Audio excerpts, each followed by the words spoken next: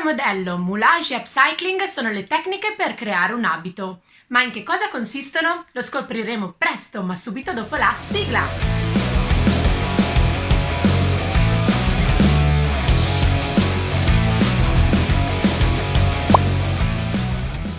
Ciao a tutti, sono Sara e benvenuti sul mio canale Cloth and Props, un canale di tutorial sartoriali e di cosplay.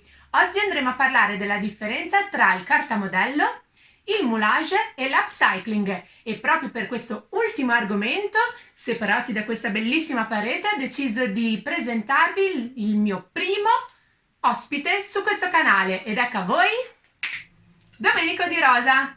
Ciao, siamo separati per essere a norma di legge e niente, presentati e dici chi sei. Chi sono? Non lo so nemmeno io. No, comunque sono un fashion designer appassionato di grafica e moda a livello socioculturale. Ho studiato moda nella stessa scuola di Sara e ho circa 1 anno e mezzo di esperienza, ma adesso è tutto un work in progress. Quindi se volete seguirmi, qui in descrizione comparirà il link del mio Instagram. Bene, innanzitutto grazie mille per essere venuto qua.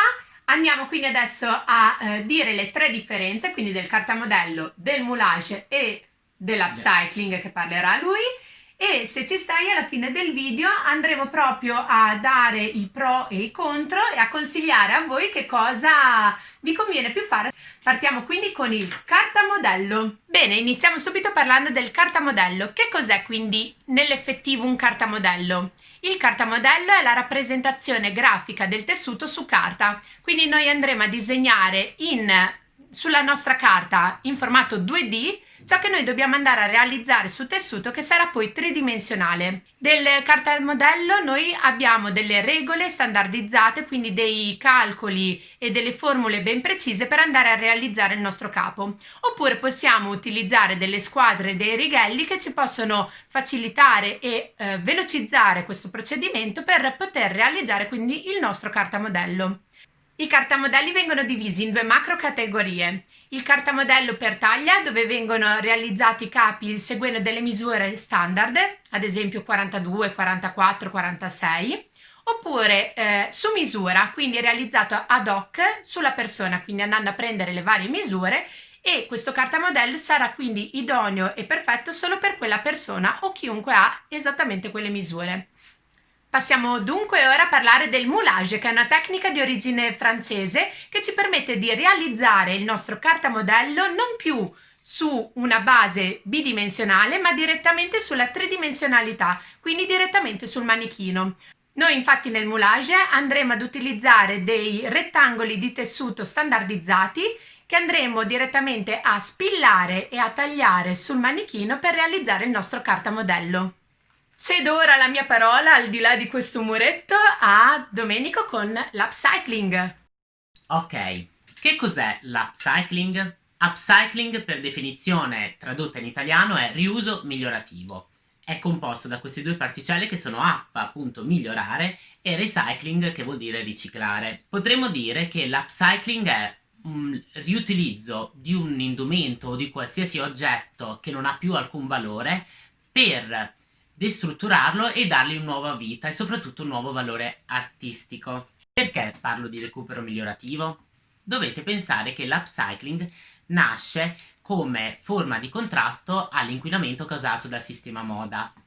Infatti, se voi ci pensate, nel nostro armadio abbiamo tantissimi capi comprati e utilizzati poco o mai utilizzati. Questi capi però possono avere un nuovo valore. Potremmo dividere l'upcycling in due categorie. La prima, che prevede di scomporre e ricomporre un capo per crearne uno nuovo.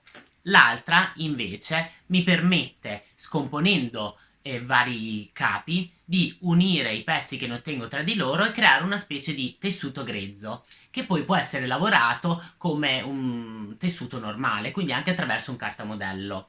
A livello aziendale, invece, è un po' diverso il meccanismo. Le aziende che cosa fanno? Si adoperano per riutilizzare pezzi di archivio, prototipi o giacenze di magazzino e da questi pezzi scomposti e rielaborati ottenere una collezione edizione limitata, che quindi prevede il riutilizzo di cose che ho già e non dell'acquisto di nuovi tessuti. Tutto questo sicuramente ha un impatto a livello ambientale molto inferiore rispetto a ricreare una collezione partendo da zero. Ad esempio, Diesel, qui in sovraimpressione dovrebbe comparire una foto, ad inizio 2020 ha annunciato la sua prima collezione, progetto potremmo chiamarlo, Diesel Upcycling 4, dove ha riutilizzato capi di archivio e prototipi per creare una collezione ad edizione limitata. In conclusione, possiamo dire che l'upcycling è un processo applicabile sia a livello personale per la moda di tutti i giorni, come creare un abito, un cosplay a casa propria, ma anche come business aziendale. Entrambe le forme sono sicuramente due processi a favore della moda ecosostenibile e a favore anche del risparmio economico. Bene, ora entriamo nella parte podcast. Andiamo ora a parlare, a dire un po' i pro e i contro, partendo dal cartamodello. Ok, principalmente secondo me il pro del cartamodello è che puoi andarlo a replicare più volte, puoi comunque andare a correggere direttamente sul cartamodello e quindi in futuro non ripetere gli stessi errori, e in più anche il risparmio del tessuto, no? Esattamente. Perché comunque metti la carta sul tessuto e ti permette di andare a prendere il quantitativo di tessuto perfetto e non andarla a sprecare. Di contro, che cosa potremmo dire? Che comunque prevede una conoscenza modellistica, perché disegnare un cartamodello vuol dire che io ho alla base una conoscenza di misure e vari lati che mi servono per fare una gonna, ad esempio. Quindi sì, in poche parole il cartamodello richiede tanto studio. Passiamo quindi al moulage. Per il moulage, la cosa bella del moulage è che proprio te lo vedi già in tridimensionale, secondo me è Sì. proprio quella la cosa bella del moulage, quindi proprio te lo riesci già a visualizzare, toccare con mano, fare anche delle figure un po' più complesse, no? Sì, posso modificarli direttamente su manichino, quindi già a vista so quello che voglio ottenere.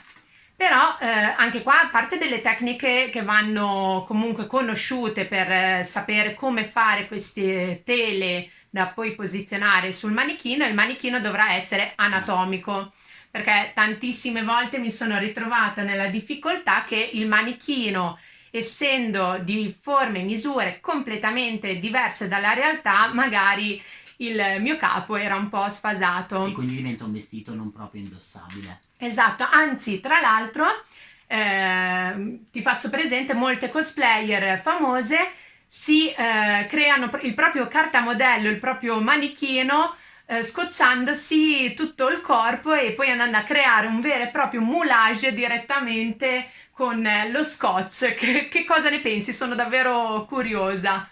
Beh, io non è una cosa che non conoscevo sicuramente, è molto interessante, però penso che comunque il fatto di scocciarmi e fare una struttura su di me mi impedisca comunque di essere abbastanza corretto nelle misure da riportare poi per fare il mio abito da cosplay. Sì, poi si rischia anche di perdere un po' anche il dritto filo, così comunque è un'ottima soluzione, diciamo, in alternativa al manichino su misura, ma anche per poi fare anche dei drappeggi.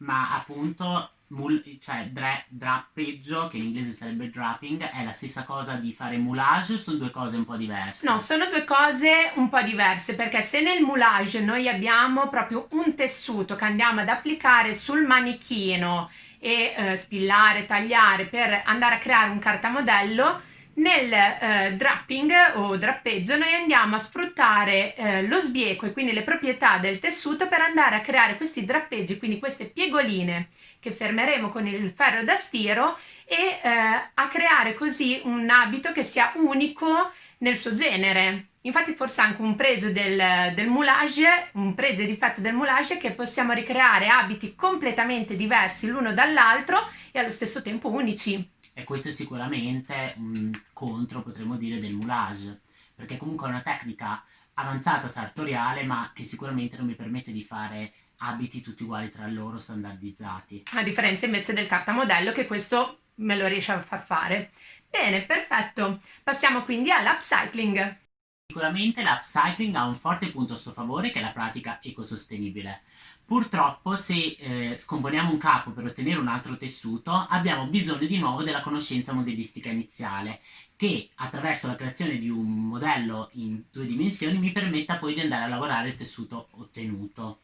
Però prima dicevi anche che noi anche da una camicia o da qualcosa possiamo riottenere anche un nuovo capo. questo è richiesta molta lavorazione o come lo possiamo prendere? Cioè, Allora, sicuramente anche lì ho bisogno di conoscenze modellistiche, però è anche vero che se ho un capo nell'armadio e lo tiro fuori, ad esempio un vecchio cappotto, posso semplicemente andare ad esempio a cambiare i bottoni o ad inserire una patch o qualche piuma da qualche parte che mi permetta di renderlo più bello e moderno, ma che comunque non necessiti di conoscenze elaborate alla base. poi correggimi se sbaglio, penso che rientri sempre nell'upcycling. Io tantissime volte anche per creare un abito, anche un cosplay stesso, andavo a cercare dei capi che già avevo nel mio armadio per poi andarli a modificare e adattare a quello che volevo. Ad esempio il pantalone di Akali KDA, questo personaggio Per qua, chi ad non sa chi esempio, sia. posso prendere tranquillamente una panta nera e andarla a modificare, oppure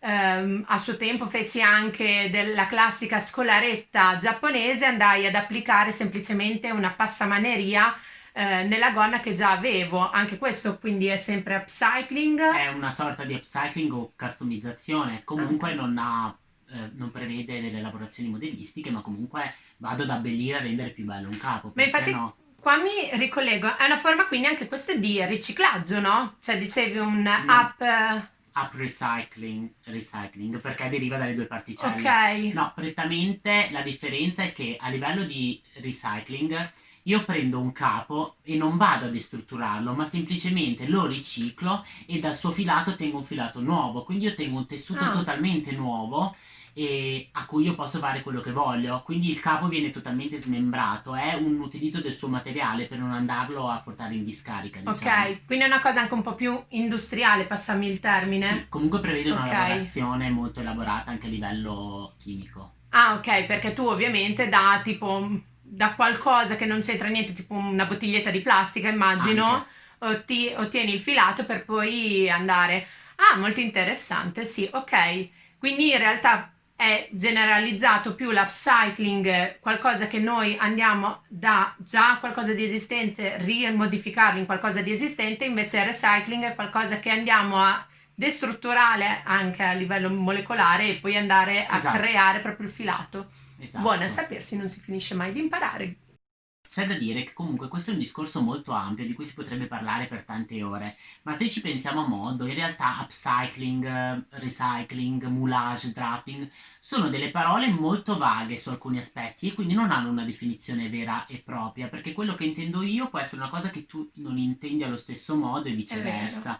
Quindi semplicemente questi prendeteli come delle definizioni che noi abbiamo, che sappiamo, che abbiamo studiato anche in base alla nostra esperienza, ma in realtà qualunque anche altra cosa aggiuntiva avete da dire, ditecela pure che è sempre bello sapere cose che non conosciamo. Sì, anche perché è una cosa che ho anche notato spesso, che molti termini vengono spesso o sovrapposti o confusi, o anche, ad esempio, il moulage viene spesso confuso con il draping, come in questo caso io avevo sbagliato con il recycling e l'upcycling. Quindi è molto bello invece riuscire a definire bene, come ha detto lui, queste sono ovviamente le nostre nozioni. Se voi avete qualsiasi informazione in più o qualsiasi domanda, mi raccomando scrivetelo qua sotto nei commenti, e ovviamente se sono riferiti all'upcycling li